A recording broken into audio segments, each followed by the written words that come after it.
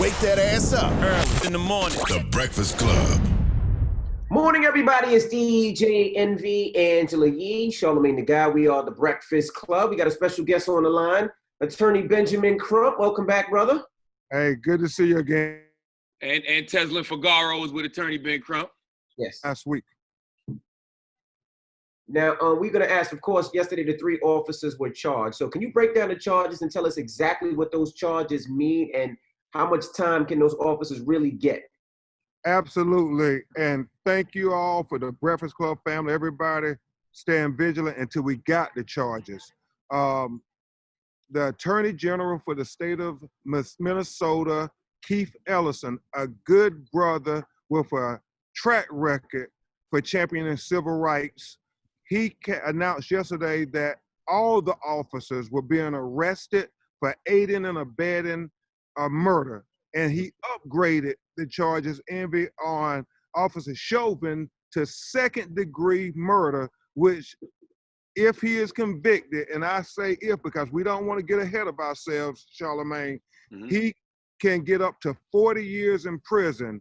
And Angie, the others who are charged with aiding and abetting, if they're convicted, they can get up to 20 years in prison. So based on the autopsy we talked about with the family, Dr. Michael Biden, and a sister named Dr. Alicia Wilson, who is the head of pathology and forensic sciences at the University of Michigan, did an independent autopsy and came to these conclusions. Number 1, the manner and cause of death was mechanical asphyxiation based on the knee to the neck by Chauvin for almost 9 minutes, 8 minutes and 46 seconds, Angie, to be exact.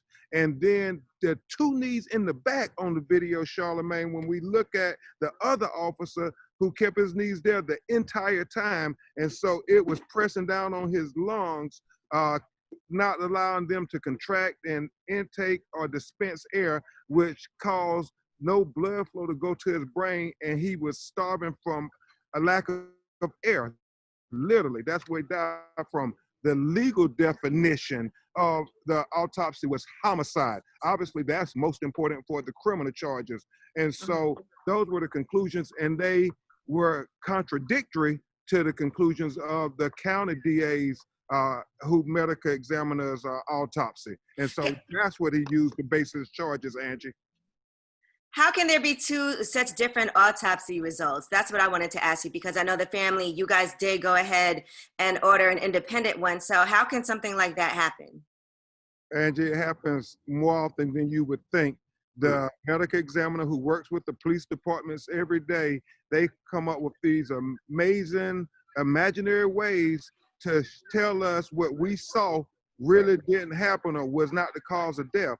And so the county medical examiner did agree that it was homicide after we came out with it, but then he said that it could be congenital heart failure, that he had some underlying health conditions that were undiagnosed. And so he said that is a condition that could have killed him because they saw no trauma to the trachea or not enough trauma to the trachea, even though our doctors disagree with that. And they said, Angie and Charlamagne and Yeezy, the old thing they always say, oh, he had drugs in his system. I heard they said he had coronavirus. That's what I heard, something new I heard this morning. Yeah, they saying that too. But that didn't kill him, even if it was there. No fentanyl didn't kill him. No methamphetamine killed him. All of those, I believe, are just distractions to try to throw us off track. Kind of like Eric Garner. Y'all in New York, y'all know how they came out and tried to literally say that Eric Garner didn't die from what those officers did. So that's why we got to stay vigilant.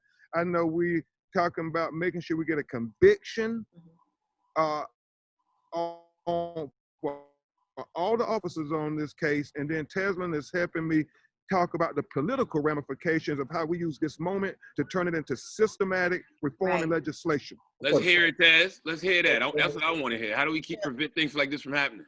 Absolutely. Well, it's really important that we continue the collective pressure. You know, we talk about collective pressure all the time, and one thing is to keep making sure that the message is consistent from a public standpoint. It's really important. We keep hearing folks talk about the property damage. Let us all remember that when Black people came to this country, the first thing that they did was make us property. So there has always been over property being more important than Black lives and Black bodies. So it's really important, particularly to my Breakfast Club family, that we continue to keep the narrative consistent, that one, we need systematic change. I know Reverend Al Sharpton will be announcing some things today at the eulogy to talk about how we can come together to talk about federal laws that need to be in place. And those are the type of things that we need to keep the pressure on.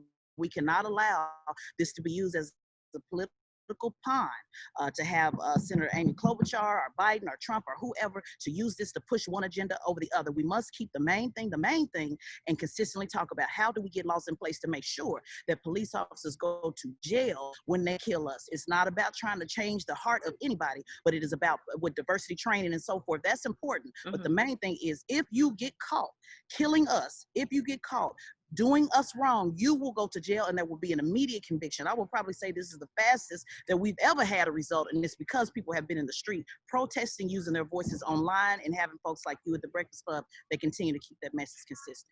Hey, Ben, let me ask you a question. How come the other officers who kneeled on him, why weren't they given harsher charges other than aiding and abetting?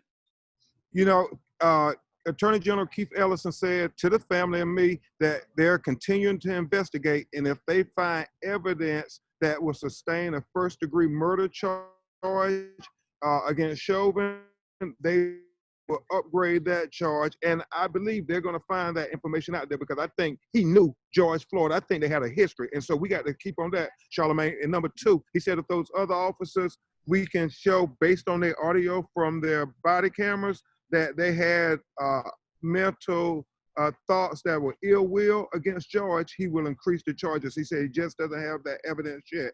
And I do want to say, whether it's Ahmaud Arbery, Breonna Taylor, George Floyd, what we got to do, and what Tez as a political consultant to all of us, Charlamagne, is helping us with, is systematic response in all of these cases, so Black people can expect the criminal justice system to work the same in Minnesota as it does in Georgia, or as it does in Kentucky, or in Staten Island, New York. We need federal systematic reform to make sure this moment for George Floyd is not just a moment, but it's a movement to prevent other brothers and sisters from being killed.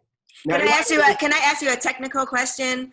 I've heard people saying that it's a lot harder to convict an officer of first-degree murder, so they're saying that's why that's not a charge that they would prefer. I just want to ask you as an attorney, because I don't know, obviously, the ins and outs of that. So are we trying to do that? Is there truth to that?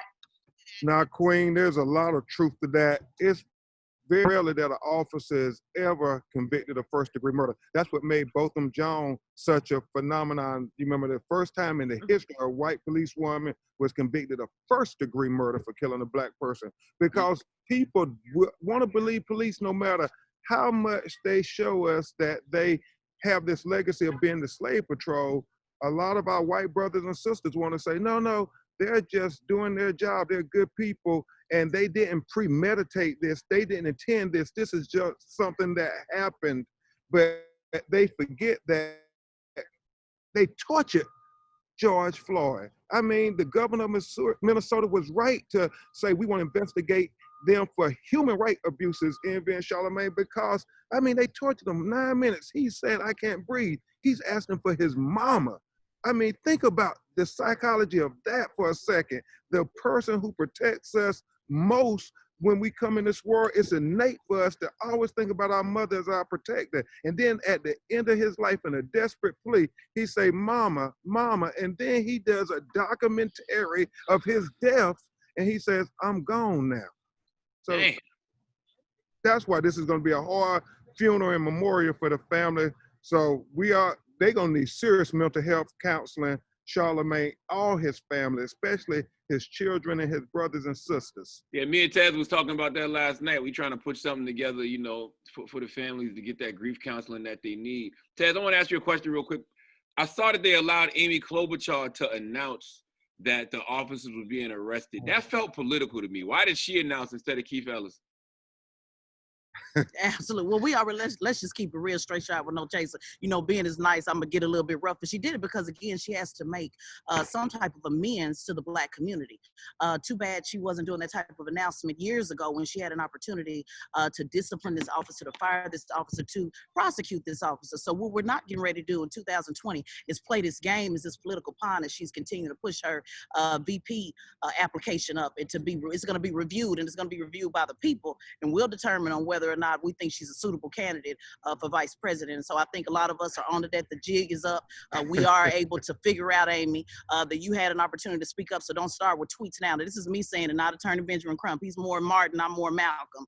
So let's be clear, Senator Klobuchar. We see it. We see you. We peep the game, and let's that she also be a vocal voice and actually getting some federal legislation passed. That's where her opportunity is to step in and not to try to use this as a political. I'll just say this, Amy, Charlamagne, and Angie. This guy had 18 previous allegations of excessive force, most of them against minorities. So it was foreseeable, the problem. Amy Klobuchar was the district attorney before she became senator. So they could have prosecuted this guy and George Floyd would still be alive. Right. Well, we know you got to go, and we appreciate you, Tez and Attorney Benjamin Crump, for checking in. I know you guys are on scene right now. Thank you for checking in and breaking down the charges and keeping us informed. And we know we got a line to you anytime we need you. Thank you so much, guys. Thank you. All right. Pray for the family at this memorial. Absolutely. Send them all love. Thank you. Absolutely. All right, when we come back, we have Reverend Dr. William Barber checking in, so don't move. It's the Breakfast Club. Good morning.